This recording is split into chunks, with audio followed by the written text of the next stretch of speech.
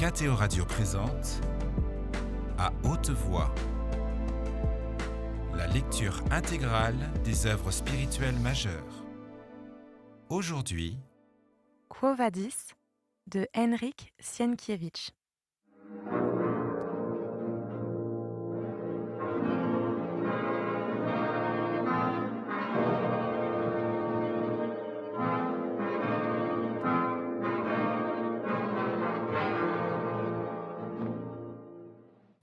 Crispus, contrit, se mit à se justifier avec humilité.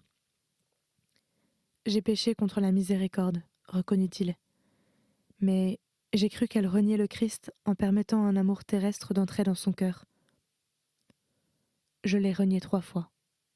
Et pourtant, il m'a pardonné et m'a demandé de paître ses brebis. Et aussi parce que, termina Crispus, Vinicius est un Augustin. Le Christ a attendri des cœurs plus durs encore, répliqua Pierre.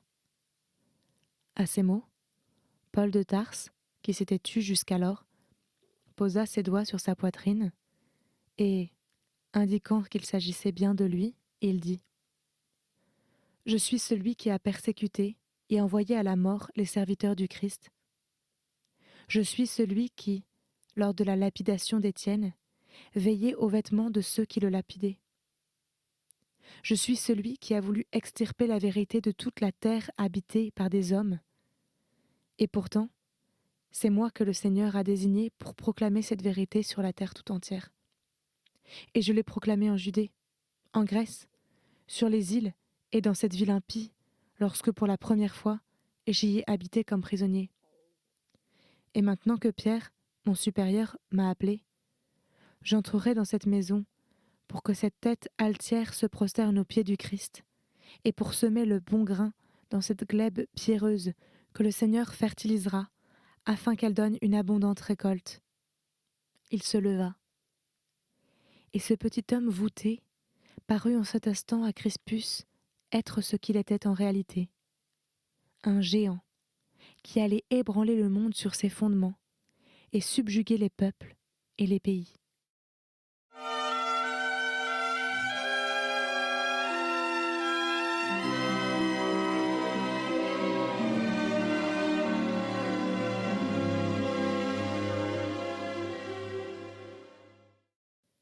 Pétrone à Vinicius.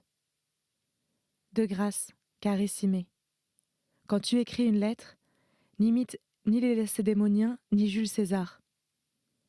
Si au moins tu pouvais écrire comme lui, Veni, Vidi, Vici, je comprendrais à la rigueur ton laconisme. Mais ta lettre signifie en fin de compte Veni, Vidi, Fuggi. Et comme un tel aboutissement de l'affaire est carrément contraire à ta nature, que tu as été blessé et qu'à la fin, il s'est passé avec toi des choses qui sortent de l'ordinaire, ta lettre appelle donc des explications. Je n'en croyais pas mes yeux quand j'ai lu que ce Lygien avait étouffé Croton aussi facilement qu'un chien calédonien aurait étouffé un loup dans les ravins de l'Hibernie. Cet homme vaut son pesant d'or, et il ne dépendrait que de lui qu'il devint le favori de César.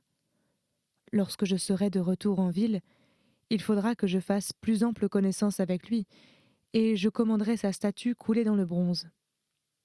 Barbe d'Airain crèvera de curiosité quand je lui dirai que c'est une statue d'après nature. Les corps véritablement athlétiques se font rares en Italie et en Grèce. Quant à l'Orient, n'en parlons pas. Les Germains, eux, bien que de haute taille, ont des muscles trop gras et sont plus volumineux que forts. Informe-toi auprès du Lygien s'il est une exception ou s'il se trouve dans son pays des hommes semblables à lui en plus grand nombre. Si jamais on nous demandait, à toi ou à moi, d'organiser officiellement des jeux, il serait bon de savoir où chercher les meilleurs corps. Grâce soit rendue aux dieux d'Orient et d'Occident, que tu sois sorti sauf de telles mains.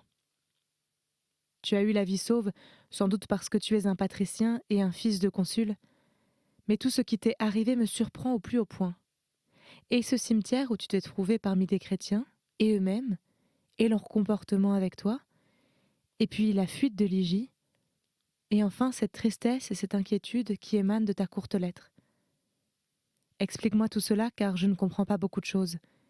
Et si tu veux connaître la vérité, je te dirai ouvertement que je ne comprends ni les chrétiens, ni toi, ni Ligie. Que cela ne t'étonne pas que moi, que si peu de choses en ce monde, en dehors de moi-même, intéressent, je t'interroge sur tout cela avec autant d'empressement. J'ai contribué à tout ce qui est arrivé. C'est donc en quelque sorte mon affaire. Écris-moi vite, car je ne saurais dire exactement quand nous nous verrons. Dans la tête de Barbe d'Airain, les projets changent comme les vents printaniers. En ce moment, séjournant à Bénévent, il envisage de se rendre tout droit en Grèce et de ne pas rentrer à Rome. Tigelin lui conseille toutefois de revenir ne fût-ce que pour un certain temps, étant donné que le peuple, qui ressent durement d'être privé de lui, lit de jeux et de pain, pourrait bien se révolter. Je ne sais donc pas ce que nous allons faire. Si l'Achaïe l'emporte, nous opterons peut-être pour l'Égypte. Je ne saurais assez insister pour que tu viennes ici, car je considère que, dans ton état d'esprit, un voyage et nos divertissements seraient un remède. Mais tu pourrais ne pas nous y trouver. Pense alors si, en ce cas, tu ne préférerais pas prendre du repos dans tes terres de Sicile au lieu de rester à Rome.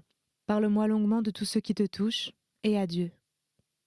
Je n'ajoute cette fois-ci aucun souhait, hormis celui de recouvrer ta santé, car, par Pollux, je ne sais que te souhaiter. Après la lecture de cette lettre, Vinicius n'eut tout d'abord aucune envie de répondre. Il avait le vague sentiment qu'il ne valait pas la peine d'y répondre, que cela ne servirait à rien et à personne, que cela n'expliquerait rien et ne résoudrait rien. Il se sentait découragé, et la vie lui apparaissait absurde. De plus, il lui semblait que Pétrone ne le comprendrait en aucun cas, et qu'il était survenu quelque chose qui les avait éloignés l'un de l'autre. Il n'arrivait pas à y voir clair, même en lui-même. Encore affaibli, épuisé, il était revenu du Transtévère dans son exquise insula des Carines, et, les premiers jours, il éprouva une certaine satisfaction à se reposer, à profiter du confort et du bien-être qui l'entourait. Mais cette satisfaction fut de courte durée. Il eut bientôt le sentiment qu'il vivait dans le vide, et que tout ce qui jusqu'alors avait fait pour lui l'intérêt de cette vie, ou bien n'existait plus du tout à ses yeux, ou bien s'était réduit à des dimensions à peine perceptibles. Il avait l'impression qu'on avait coupé dans son âme les cordes qu'il avait jusqu'alors reliées à la vie, et qu'aucun autre lien n'y avait été noué. Il lui semblait vain de se rendre à Bénévent, et ensuite en Achaïe, et de se plonger dans une vie de plaisir et d'excès effrénés. Pourquoi ? Qu'est-ce que cela me donnerait ? Telles étaient les premières questions qui traversèrent son esprit. Pour la première fois de sa vie aussi, il se dit que, s'il y allait, la conversation avec Pétrone, ses traits d'esprit, sa brillante intelligence, l'élégance avec laquelle il s'exprimait et le vocabulaire raffiné qu'il utilisait pour chaque idée, tout cela risquait bien actuellement de l'ennuyer. D'autre part, la solitude commença à lui peser aussi. Toutes les personnes qu'il connaissait étaient avec César à Bénévent. Il devait donc rester seul chez lui, la tête pleine de pensées et le cœur plein de sentiments dont il ne savait prendre conscience. Par moments pourtant, il lui arrivait de penser que, s'il avait pu parler avec quelqu'un de tout ce qui se passait en lui, il serait peut-être capable d'en saisir le sens, d'y mettre de l'ordre et de mieux le comprendre. Sous l'effet de cet espoir, il décida au bout de quelques jours de répondre tout de même à Pétrone, et, bien qu'il ne fût pas certain de lui envoyer la lettre, il lui écrivit en ces termes. « Tu veux que je t'écrive plus longuement ? Soit. Saurais-je le faire plus clairement ? Je ne le sais, car je suis incapable moi-même de défaire de nombreux nœuds. Je t'ai parlé des journées que j'ai passées parmi les chrétiens, de leur comportement avec leurs ennemis, parmi lesquels ils étaient en droit de me compter, moi et Quilon, et enfin, de la bonté avec laquelle j'ai été soignée, et aussi de la disparition de Ligie. Non, mon cher, on m'a épargné non pas parce que je suis un fils de consul. De telles considérations n'existent pas pour eux. Ils ont bien pardonné aussi à Quilon, bien que je les eusse moi-même encouragés à l'ensevelir dans le jardin. Ce sont des gens comme le monde n'en a encore jamais vu, et une religion dont le monde n'a pas entendu parler jusqu'alors. Je ne puis rien te dire d'autre, et quiconque voudrait les mesurer à notre aune se tromperait. Je te dirai par contre que si j'étais couché avec le bras cassé dans ma propre maison, et si mes gens, voire ma famille, avaient eu à prendre soin de moi, j'aurais assurément eu plus de confort, mais je n'aurais pas eu la moitié de la sollicitude qu'ils m'ont témoignée. Sache aussi que Ligie est elle aussi comme les autres. Si elle avait été ma sœur ou mon épouse, elle ne m'aurait pas soignée plus tendrement. Combien de fois la joie n'a-t-elle pas inondé mon cœur, car, ai-je pensé, seul l'amour pouvait être le mobile d'une telle sollicitude. Je lisais parfois cet amour sur son visage et dans son regard, et alors le croiras-tu, parmi ces gens simples, dans cette pièce pauvre qui leur servait tout à la fois de cuisine et de triclinium, je me suis senti plus heureux que jamais. Non, je ne lui étais pas indifférent, et aujourd'hui encore, il me semble impossible que ce fût autrement. Et pourtant, cette même Ligie a quitté en cachette de moi la demeure de Myriam. Je reste maintenant prostrée des journées entières, la tête entre mes mains, à me demander pourquoi elle a fait cela. T'ai-je écrit que je lui ai offert de la rendre moi-même au Aulus ?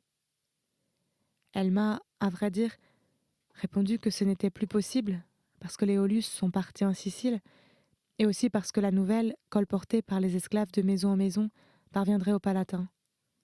César pourrait alors la reprendre de nouveau au Aulus.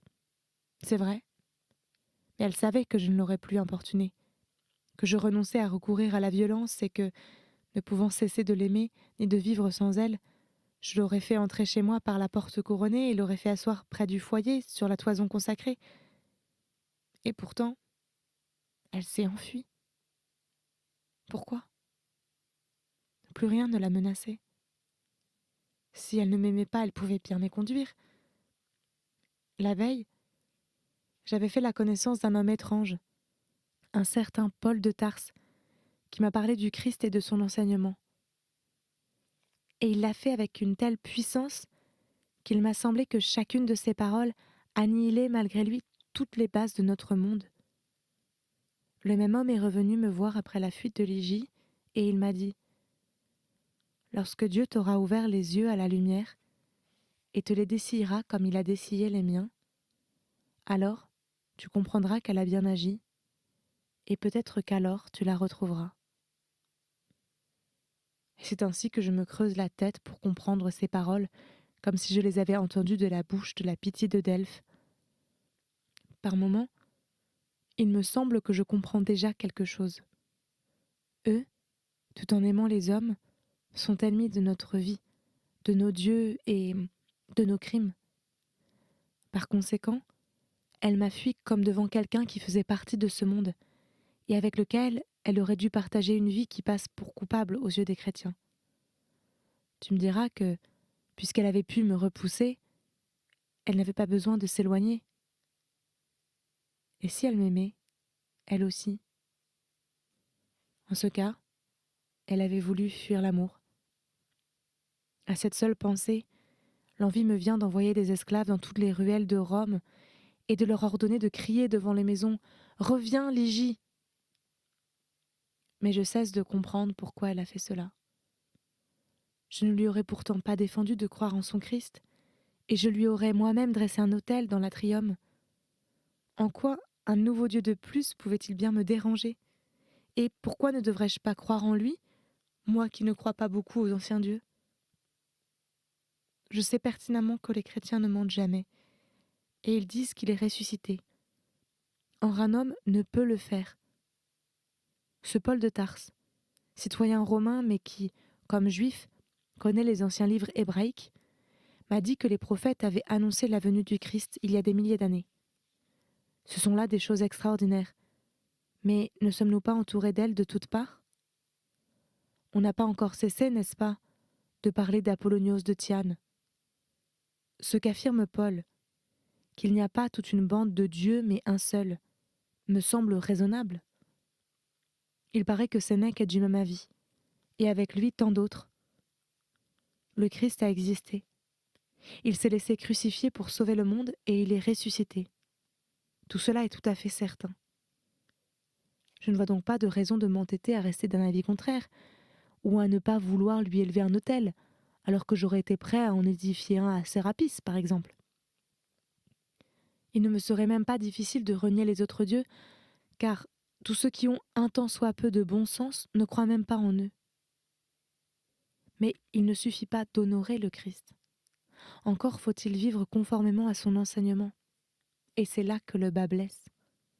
Tu te trouves comme au bord d'une mer que l'on te demande de traverser à pied.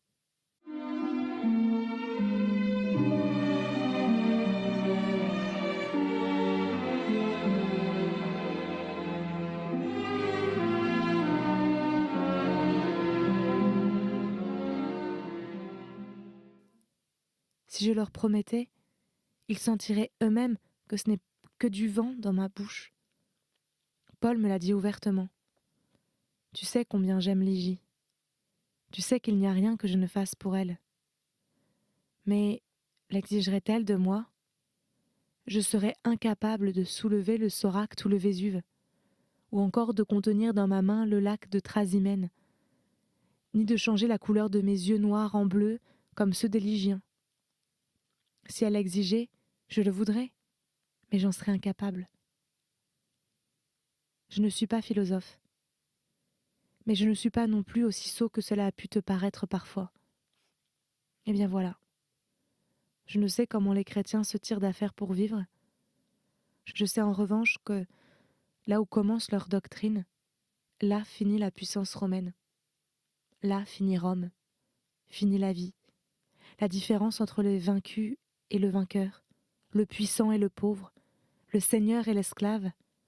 Là finit la hiérarchie, là finissent César, le droit et tout l'ordre du monde. Et au lieu de tout cela, il y a le Christ et une certaine miséricorde que l'on ignorait jusqu'alors, et une certaine bonté faite de douceur, en contradiction avec la nature des hommes et notre instinct romain. Quant à moi, à vrai dire, Ligie m'importe plus que Rome tout entière et son règne, et le monde pourrait bien disparaître pourvu que je puisse l'avoir chez moi. Mais ça, c'est une autre affaire. Pour eux, pour les chrétiens, il ne suffit pas d'être d'accord en parole. Il faut encore sentir que c'est bien ainsi et ne rien avoir d'autre dans l'âme. Et moi, les dieux m'en sont témoins, je ne le puis. Comprends-tu ce que cela signifie ? Il y a quelque chose dans ma nature qui rechigne à cet enseignement. Et même si mes lèvres le glorifiaient, même si je me conformais à ses lois, ma raison et mon âme me diraient que je le fais pour l'amour, pour Ligie. Et si ce n'était elle, rien au monde ne serait plus irrecevable pour moi. Et, chose curieuse, ce Paul de Tarse le comprend, comme le comprend, malgré sa simplicité et sa basse extraction, ce vieux patricien de la théurgie, le plus grand d'entre eux, Pierre, qui fut un disciple du Christ. Et sais-tu ce qu'ils font ? Ils prient pour moi, et implorent pour moi quelque chose qu'ils appellent la grâce, alors que seule l'inquiétude m'envahit et que je languis de plus en plus de Ligie. Je t'ai écrit, n'est-ce pas, qu'elle m'a quitté en secret. Mais en partant, elle m'a laissé une croix qu'elle a faite elle-même avec des rameaux de buis. Je l'ai trouvée près de mon lit en m'éveillant. Je l'ai maintenant dans mon lararium et, je ne sais moi-même pourquoi, je m'approche d'elle comme s'il y avait quelque chose de divin en elle, c'est-à-dire avec du respect et de la crainte. J'aime cette croix parce que ses mains l'ont nouée, et en même temps, je la hais parce qu'elle nous sépare. Il me semble parfois qu'il y a dans tout cela des sortilèges, et que cet adepte de la théurgie, Pierre, bien qu'il se dise être un simple pécheur, est plus grand qu'Apollonios et que tous ceux qui l'ont précédé, et que c'est lui qui les a tous envoûtés, Ligie, Pomponia et moi-même. Tu m'écris que ma lettre précédente reflète l'inquiétude et la tristesse. La tristesse me tenaille parce que j'ai de nouveau perdu Ligie. L'inquiétude m'étreint parce que quelque chose a changé en moi. Je te le dis franchement, que rien n'est plus contraire à ma nature que cet enseignement et pourtant, depuis que je l'ai découvert, je ne me reconnais plus. Sont-ce là des sortilèges ou est-ce l'amour? Circé transformait les corps des hommes par attouchement, et moi, on a transformé mon âme. Seule sans doute Ligie a pu le faire, ou plutôt elle l'a fait au moyen de cet étrange enseignement qu'elle observe. Lorsque je suis rentrée chez moi, personne ne m'attendait. On croyait que j'étais à Bénévent et que je ne rentrerais pas de sitôt. J'ai donc trouvé la maison au désordre. Les esclaves ivres festoyaient dans mon triclinium. Ils se seraient attendus à voir surgir plutôt la mort que moi, et ils en auraient eu moins peur que de moi. Tu sais de quelle main ferme je tiens ma maison. Aussi, tout autant qu'ils étaient, tombèrent-ils à genoux. Certains s'évanouirent de peur. Et sais-tu comment j'ai agi? Dans un premier mouvement, je voulus faire apporter les verges et le fer rouge, mais tout de suite après, j'éprouvai une sorte de honte, et, le croiras-tu, j'eus pitié de ces misérables. Il y a parmi eux des vieux que mon grand-père, Marcus Vinicius, avait, du temps d'Auguste, ramené de la Rhénanie. Je me suis enfermée seule dans la bibliothèque et là, des pensées encore plus étranges me sont venues à l'esprit, à savoir que, après ce que j'avais entendu et vu parmi les chrétiens, il ne convenait pas d'agir avec les esclaves comme je l'avais fait jusqu'alors, et que c'étaient des hommes, eux aussi. Eux vécurent pendant 2 jours dans une angoisse mortelle, croyant que je retardais le châtiment pour en préparer un plus cruel. Et moi, je ne les châtiais toujours pas, et je ne les ai pas châtiés parce que je n'ai pas pu le faire. Les ayant réunis le 3e jour, je leur ai dit « Je vous pardonne. Vous, de votre côté, efforcez-vous de réparer votre faute en accomplissant vos devoirs de façon irréprochable. » À ces mots, ils tombèrent à genoux, fondant en larmes, tendant en gémissant leurs bras vers moi et m'appelant leur maître et leur père. Quant à moi, je te l'avoue honteux, j'étais également ému. Il me semblait voir en cet instant le doux visage de Ligie et ses yeux inondés de larmes, me remerciant d'avoir agi ainsi. Et, pro pudor, j'ai senti moi aussi les larmes me monter aux yeux. Sais-tu ce que je veux t'avouer? Eh bien voilà. Je ne puis me passer d'elle. Je souffre d'être seule. Je suis tout simplement malheureux, et ma tristesse est plus grande que tu ne le crois. Mais, en ce qui concerne mes esclaves, une chose me donne à réfléchir. Le pardon qu'ils ont obtenu ne les a pas démoralisés, n'a pas relâché leur discipline et, jamais encore, la peur ne les avait poussés à travailler avec autant de zèle que la gratitude.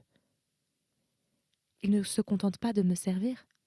Ils semblent vouloir à qui mieux deviner mes pensées. J'en parle parce que, la veille du jour où j'allais quitter les chrétiens, j'avais dit à Paul que son enseignement aurait pour effet de disloquer le monde comme un tonneau auquel on aurait enlevé ses cercles. Et Paul m'avait alors répondu « L'amour est un cercle qui soude plus fortement que la terreur. » Et je vois maintenant que, dans certains cas, cette sentence peut être juste. J'en ai vérifié le bien fondé par rapport à mes clients qui, ayant appris que j'étais rentrée, sont accourus pour me saluer. Tu sais que je n'ai jamais été trop avare avec eux, mais mon père, déjà, par principe, se montrait hautain vis-à-vis d'eux, et il m'avait habituée à une telle attitude. Et bien maintenant, en voyant leurs manteaux usés et leurs visages émaciés, j'ai été de nouveau saisie de pitié. J'ai ordonné de leur donner à manger. De plus, je leur ai parlé. J'en ai appelé quelques-uns par leur nom. J'ai demandé à plusieurs des nouvelles de leurs femmes et de leurs enfants. Et de nouveau, j'ai vu des larmes dans leurs yeux. Et de nouveau, il m'a semblé que Ligie voyait cela, qu'elle s'en réjouissait et me complimentait. Serais-je en train de perdre la tête? L'amour ne brouille-t-il pas mes sens? Je ne le sais. Je sais seulement que j'ai constamment l'impression qu'elle me regarde de loin, et j'ai peur de faire quelque chose qui pourrait l'attrister et l'offenser. Oui, Caius, on a quand même changé mon âme. Parfois je le supporte bien. Parfois cette pensée me tourmente car je crains d'avoir été dépourvue de mon ancien courage, de mon ancienne énergie, et de n'être plus d'aucune utilité au conseil, au tribunal, au festin, et même à la guerre. Ce sont à n'en pas douter des sortilèges. Je te dirai encore ceci. On m'a si profondément changé que, lorsque j'étais alitée, il me venait à l'esprit que si Ligie avait été semblable à Nigidia ou à Popée, à Crispinilla et aux autres divorcés que nous connaissons, si elle avait été aussi obscène, aussi impitoyable et aussi facile qu'elle, je ne l'aimerais pas autant que je l'aime. Mais, comme je l'aime pour ce qui nous sépare l'un de l'autre, alors tu te doutes du chaos qui existe dans mon âme, des ténèbres dans lesquelles je vis. Je ne vois pas de chemin sûr devant moi, et je ne sais vraiment pas ce que je dois faire. Si la vie peut être comparée à une source, alors je dirais que de ma source coule non pas de l'eau, mais de l'inquiétude. Je vis avec l'espoir de la revoir peut-être, et il me semble parfois que cela doit survenir. Mais que deviendrai-je dans 1 an ou dans 2 ? Je ne le sais, mais ne peux le deviner. Je ne partirai pas de Rome. Je ne pourrais supporter la compagnie des Augustins, et à part cela, ma seule consolation dans ma tristesse et mon inquiétude, c'est la pensée que je suis près de Ligie, que je peux parfois par Glaucus, le médecin, qui m'a promis de venir me voir, ou bien par Paul de Tarse, apprendre quelque chose sur elle. Non, je ne quitterai pas Rome, même si on m'offrait l'administration de l'Égypte. Sache aussi que j'ai commandé à un sculpteur d'exécuter une pierre tombale pour Gulon, que j'ai tué dans un moment de colère. Il m'est venu trop tard à l'esprit qu'il m'avait pourtant porté dans ses bras, et m'avait, le premier, appris à bander un arc. Je ne sais pourquoi son souvenir me revient maintenant, semblable à un regret et à un remords. Si ce que je t'écris t'étonne, alors je te dirai que cela ne m'étonne pas moins, moi aussi. Mais je t'écris la stricte vérité. Adieu. C'était À haute voix, une émission de KTO Radio. Aujourd'hui, Quo Vadis. Lecture, Marie Rambaud. Captation et réalisation, Gustave Schlicht et Thibaut Dagalier. Une émission disponible en podcast sur ktoradio.com ou sur l'application KTO Radio.